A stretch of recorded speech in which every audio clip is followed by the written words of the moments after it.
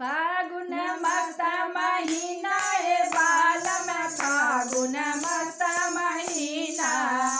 अरे फागुन मस्त महीना ए बालम फागुन मस्त महीना।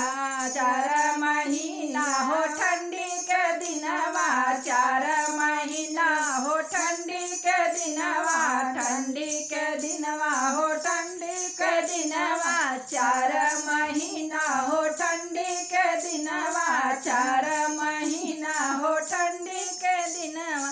थर थर कापे बदनिया हो, थर थर कापे बदनिया ये बालम फागुन मस्त महीना।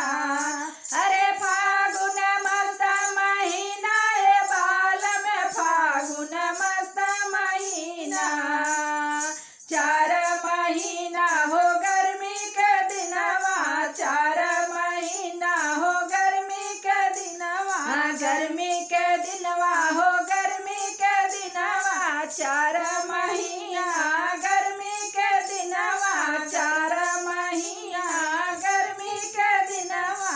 टप टप चूए पसीना है बालम फागुन मस्त महीना। टप चूए पसीना है बालम फागुन मस्त महीना। अरे फागुन मस्त महीना है बालम फागुन मस्त महीना। अरे फागुन मस्त महीना है बालम फागुन मस्त महीना।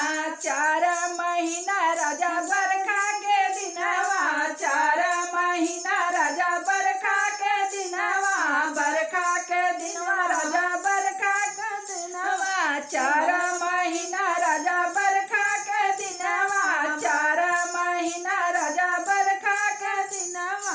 टप टप चूए मड़ैया ए बालम फागुन मस्त महीना। अरे टप टप चूए मड़ैया ए बालम फागुन मस्त महीना। अरे फागुन मस्त महीना ए बालम फागुन मस्त महीना। वीडियो अच्छी लगे तो लाइक शेयर कमेंट जरूर कीजिएगा। धन्यवाद।